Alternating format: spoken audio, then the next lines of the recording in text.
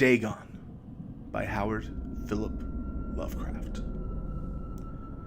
I am writing this under an appreciable mental strain, since by tonight I shall be no more.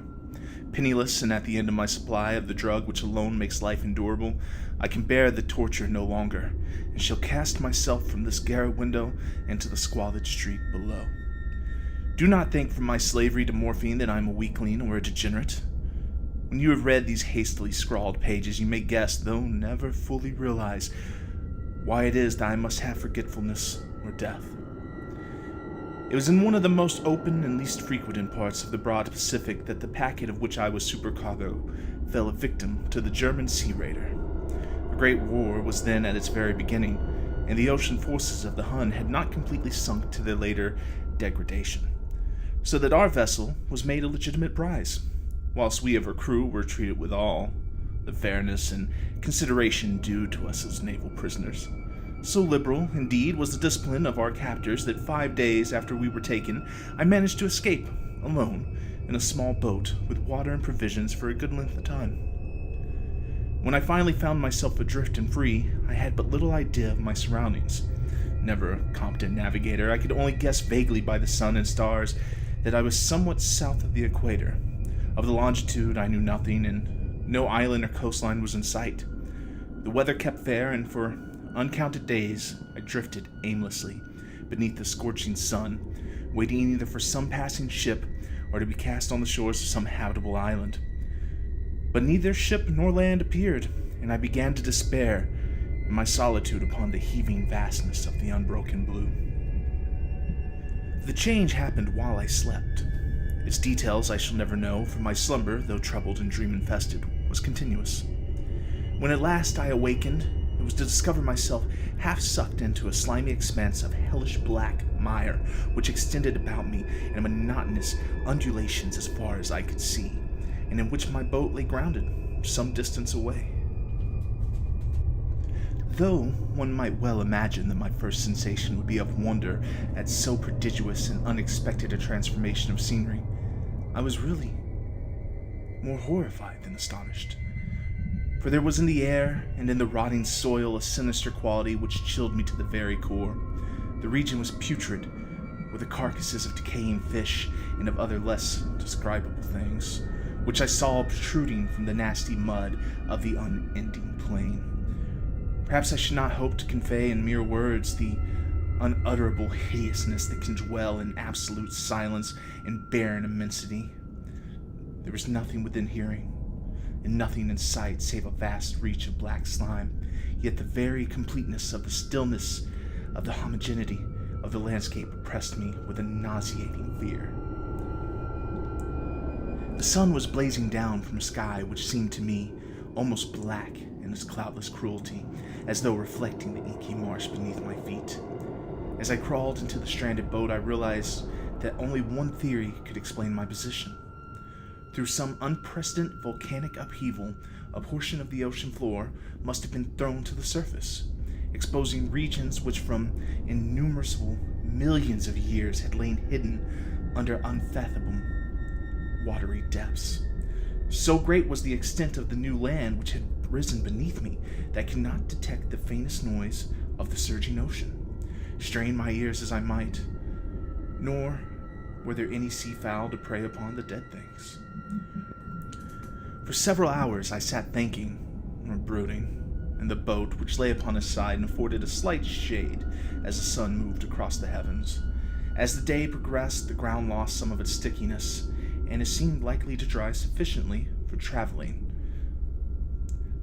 That night I slept but little, and the next day I made for myself a pack containing food and water, preparatory to an overland journey in search of the vanished sea and possible rescue. On the third morning I found the soil dry enough to walk upon with ease. The odor of the fish was maddening, but I was too much concerned with graver things to mind so slight an evil, and set out boldly for an unknown goal. All day I forged steadily westward, guided by the faraway hummock, which now rose higher than any other elevation on the rolling desert. That night I encamped, and on the following day still traveled toward the hummock, though the object seemed scarcely nearer than when I had first espied it. By the fourth evening I attained the base of the mound, which turned out to be much higher than it appeared from a distance, an intervening valley setting out a sharp relief from the general surface. Too weary to ascend, I slept in the shadow of the hill. I know not why my dreams were so wild that night, but ere the waning and fantastically gibbous moon had risen far above the eastern plain, I was awake in cold perspiration, determined to sleep no more. Such visions as I had experienced were too much for me to endure again, and in the glow of the moon, I saw how unwise I had been to travel by day. Without the glare of the parching sun, my journey would have cost me less energy. Indeed, I now felt quite able to perform the ascent which had deterred me at sunset. Picking up my pack, I started for the crest of the eminence. I have said that the unbroken monotony of the rolling plain was a source of vague horror for me, but I think my horror was greater when I gained the summit of the mound and looked down the other side of the immeasurable pit or canyon whose black recesses the moon had not yet soared high enough to illuminate. I felt myself on the edge of the world, peering over the rim into a fathomless chaos of eternal night. Through my terror ran curious reminiscence of paradise lost and of Satan's hideous climb through the unfashioned realms of darkness. As the moon climbed higher in the sky, I began to see the slopes of the valley were not quite so perpendicular as I had imagined. Ledges and outcropping of rock afforded fairly easy footholds for a descent, while after a few drops, 100 feet, and declivity became very gradual. Urged on by an impulse which I cannot definitely analyze, I scrambled with difficulty down the rocks and stood on the gentler slope beneath, gazing into the Stygian deeps where no light had yet penetrated.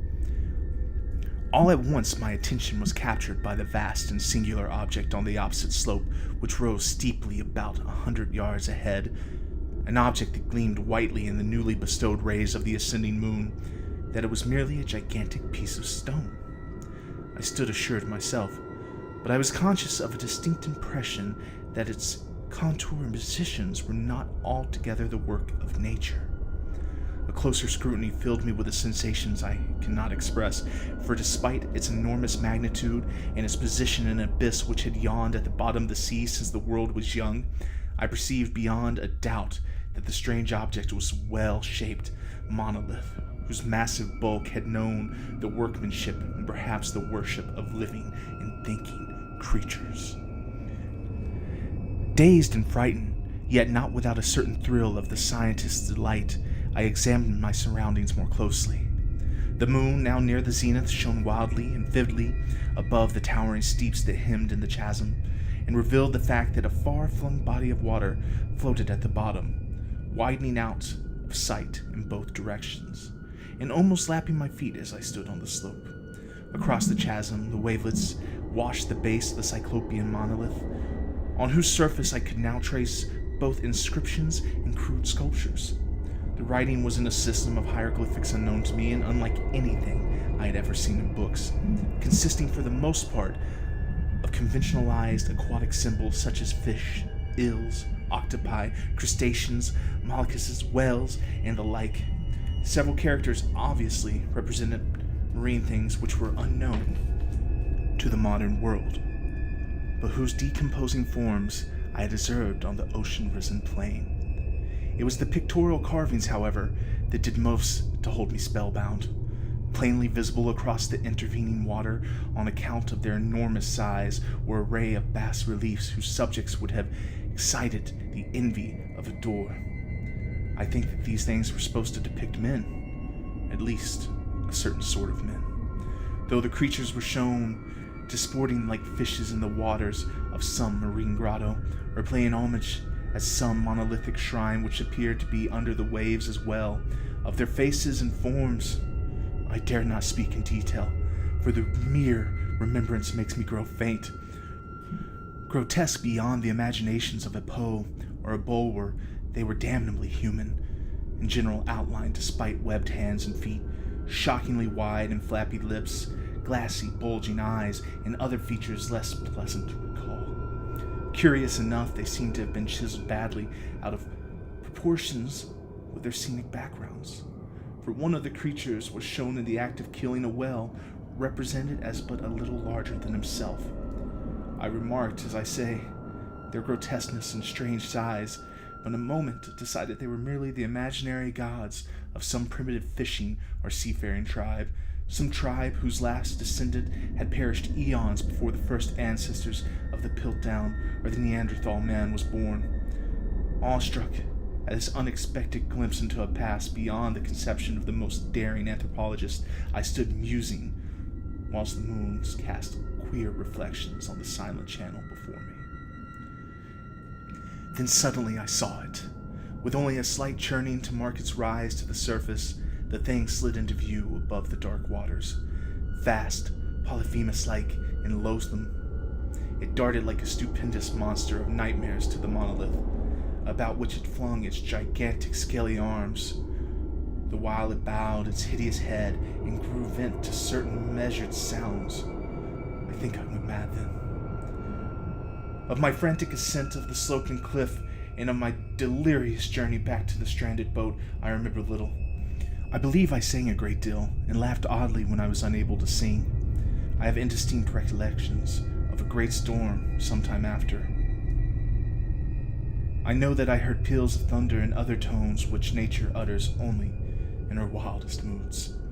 When I came out of the shadows, I was in a San Francisco hospital, brought thither by the captain of an American ship which had picked up my boat in the middle of the ocean. In my delirium, I had said much, but found that my words had been given scant attention. Of any land upheaval in the Pacific, my rescuers knew nothing, nor did I deem it necessary to insist upon a thing which I knew they could not believe. Once I sought out a celebrated anthologist and amused him with peculiar questions regarding the ancient Philistine legend of Dagon, the fish god. But soon perceiving that he was hopelessly conventional, I did not press my inquiries. It is at night, especially when the moon is gibbous and waning, that I see the thing. I tried morphine, but the drug has given only transient secretion and has drawn me into the clutches as a hopeless slave. So now I am to end it all. Having written a full account for the information or the contemptuous amusement of my fellow men, often I ask myself if it could not have been a pure phantasm, a mere freak or fever as I lay sun-stricken and raven in the open boat after my escape from the German man-of-war. This I ask myself, but ever there comes before me a hideously vivid vision in reply. I cannot think of the deep sea without shuddering at the nameless things that may at this very moment be crawling and floundering on its slimy bed, worshipping their ancient stone idols and carving their own detestable likeness on submarine obelisks of water-soaked granite. I dream of a day when they may rise above the billows to drag down in their reeking talons the remnants of puny war exhausted mankind, of a day when the land shall sink and the dark ocean floor shall ascend amidst universal pandemonium. The end is near. I hear a noise at the door, as of some immense slippery body lumbering against it. It shall not find me. God, that hand! The window! The window!